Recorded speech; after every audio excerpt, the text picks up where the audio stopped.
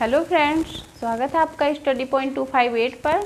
पिछली क्लासेस में हम संधि कर रहे थे और हमने स्वर संधि को कर लिया था। हमने स्वर संधि के बारे में सब कुछ चीज़ें जानी थी, कितने भेद होते हैं स्वर संधि के। तो स्वर संधि के 5 भेद होते हैं: दीर्घ संधि, गुण संधि, वृद्धि संधि, यर संधि और अयादि संधि, जिसमें कि हमने दीर्घ संधि को अच्छे से कर लिया था। लेकिन रिवीजन के लिए आज हमने थोड़े से ये कुछ उदाहरण दीर्घ संधि के लिए हैं, जिससे कि हमारा दीर्घ संधि रिवीजन हो जाए और उसके बाद हम गुण संधि को आज की क्लास में कंप्लीट करेंगे। तो यहाँ लिखा है पुस्तकालय, सत्याग्रह, रजनीश, परीक्षार्थी, मुनीश्वर, भानुदय, गुरु उपदेश, वधु उत्सव। तो ये जो जितने भी वर्ड हैं, जितने भी ये शब्द हैं, उन सब में एक चीज़ कॉमन है। यहाँ बीच में एक दीर्घ मात्रा आपको प्रत्येक शब्द में दिखाई दे रही है। इस दीर्घ मात्रा का मतलब ये है कि यहाँ जो है शब्दों का दीर्घ हो रहा है। तो इसका मतलब ये है कि यहाँ दीर्घ संधि है। मगर देखने वाली बात एक है कि जो दीर्घ मात्राएं होती हैं वो ए, ई और ऊ के अलावा ए, आई, ओ भी होते हैं। लेकिन यहाँ मैंने जब दीर्घ संधि आपको बताई थी, तब मैंने बताया था कि जो सजातीय वर्ण होते हैं ए, आ, ई, ऊ, जो सजातीय वर्ण होते हैं उन्हीं का दीर्घ होता है दीर्घ संधि में। तो यहाँ हम सिर्फ सजातीय वर्णों को देख रहे हैं, आ, ई, ऊ। तो यहाँ पे जो सजातीय वर्ण है वो दीर्घ होते हैं, लेकिन जो विजातीय वर्ण है जिसमें कि ए, ओ, औ होते हैं वो दूसरी संधि में हम देखेंगे। तो यहाँ हम देखते हैं, अगर पुस्तकालय का हम संधि विच्छेद करें, जैसे कि हिंदी जहाँ भी पूछी जाती है वहाँ संधि जरूर पूछी जाती है, चाहे हाई स्कूल हो, इंटर हो, चाहे कोई भी कॉम्पिटिटिव एग्ज़ाम हो, जहाँ लैंग्वेज के क्वेश्चन बनते हैं तो संधि जरूर पूछी जाती है। इसलिए ये थोड़ा हम अच्छे से कवर करेंगे ताकि हम इसमें कोई गलती या कोई भी डाउट हमारा ना रह जाए। तो यहाँ है पुस्तक,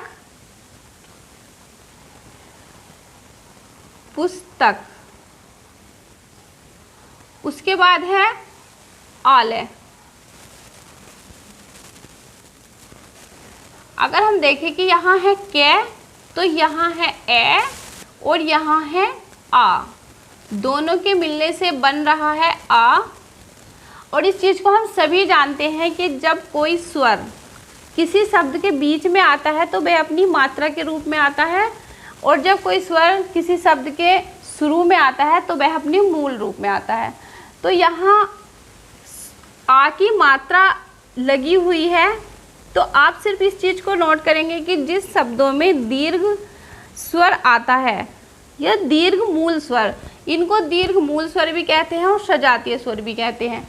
ये जो स्वर अगर किसी भी संधि में आए, जैसे कि यहाँ किसी भी शब्द में अगर हमें देखने को मिले, तो यहाँ आप 100% दीर्घ संधि कर सकते हैं, क्वेश्चन आपका गलत नहीं होगा।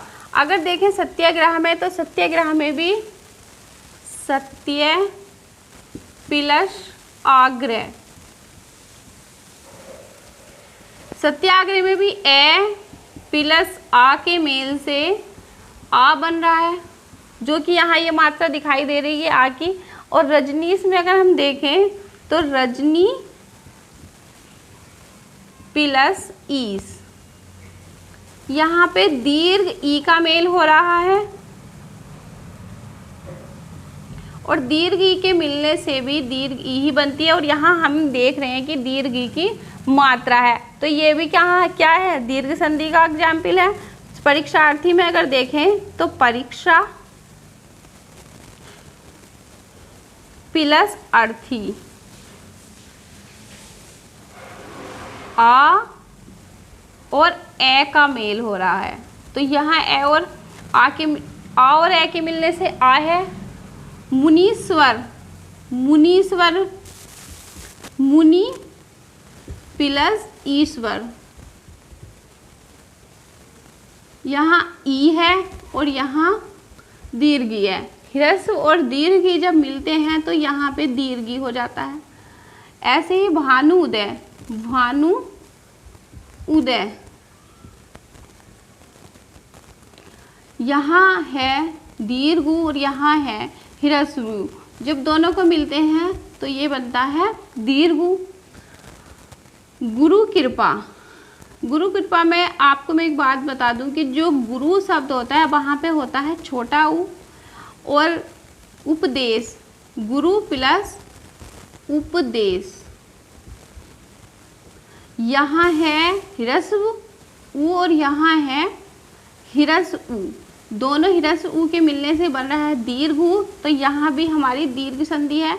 वधु उत्सव, वधु प्लस उत्सव, यहाँ दीर्घ उ और ह्रस्व उ के मिलने से दीर्घ उ हो रहा है। तो ये कुछ एग्जाम्पल है दीर्घ संधि के, और इसकी प्रैक्टिस आप बुक से भी करेंगे, जिसकी थोड़ी प्रैक्टिस अगर किसी भी चीज़ की हो जाती है तो फिर उसमें हमें डाउट कम होता है और गलतियाँ भी हमारी कुछ कमी होती हैं। अगर हम देखें अगली संधि, अगली संधि है हमारी गुण संधि।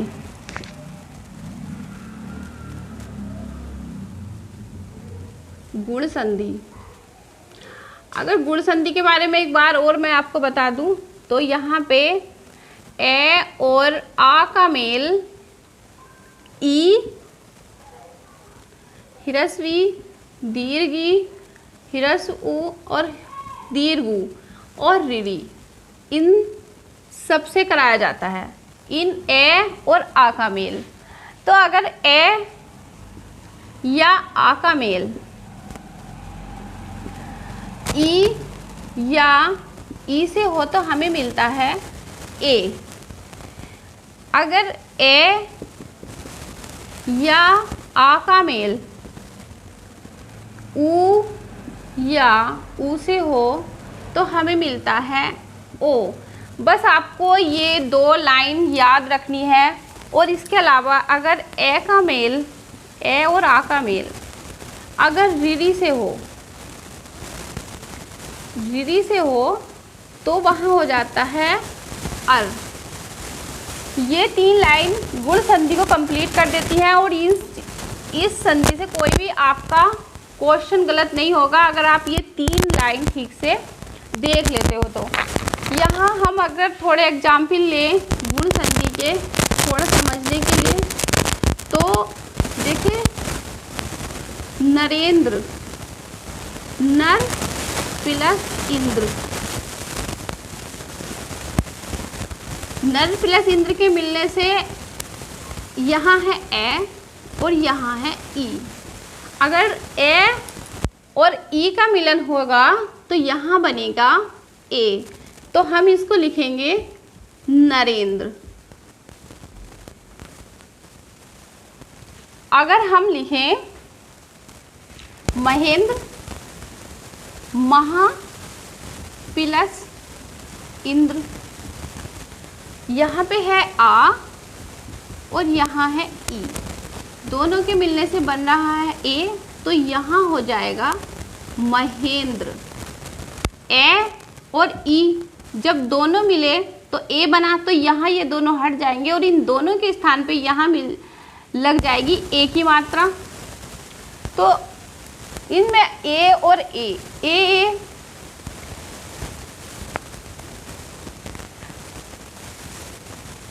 वीरोचित। अगर हम देखें कुछ और उदाहरण, वीर प्लस उचित, यहाँ है ए और यहाँ है उ। तो अगर ए और उ मिलते हैं तो यहाँ होता है ओ। तो यहाँ क्या होगा, बी, यहाँ ए है और यहाँ उ है, इन दोनों की जगह लगेगी एक ओ की मात्रा और बाकी का शब्द हमारा ज्यों का तो यहाँ आ जाएगा। वीरोचित। अगर हम बात करें महर्षि, महा प्लस ऋषि, महर्षि, यहाँ है आ और यहाँ है रीरी, दोनों के मिलने से यहाँ होगा अर। अर में ये जो रे है ये है आधा रे और ए की कोई मात्रा नहीं होती, तो यहाँ जो है आधा रे कभी भी ऐसे साथ में नहीं लिखा जाता है। आधा रे जो लिखा जाता है वो हमेशा शिरोरेखा के ऊपर इस तरह से लगाया जाता है। तो यहाँ हो गया हमारा महर्षि। तो अगर गुण संधि की बात करें तो बस ये जहाँ आपको एक मात्रा शिरोरेखा के ऊपर दिखाई दे, एक मात्रा आई की या ओ की एक मात्रा, और रीरी की यहाँ पे अगर मात्रा आपको दिखाई दे रही, रीरी की मात्रा नहीं है, ये आधा रे यहाँ लगा हुआ है, अगर आपको ये चीज़ दिखाई दे रही तो वहाँ 100% क्या होती है, गुण संधि होती है। गुण संधि, इससे ज़्यादा आपको गुण संधि में देखने की कोई ज़रूरत नहीं है। बस इन चीज़ों से ही हमारी गुण संधि हो जाती है। इसके उदाहरण की अगर आप थोड़ी प्रैक्टिस कर लोगे तो ये आपका कंप्लीट हो जाएगा गुण संधि। और आज की क्लास हम यहीं पर ख़त्म करते हैं। Thank you for watching.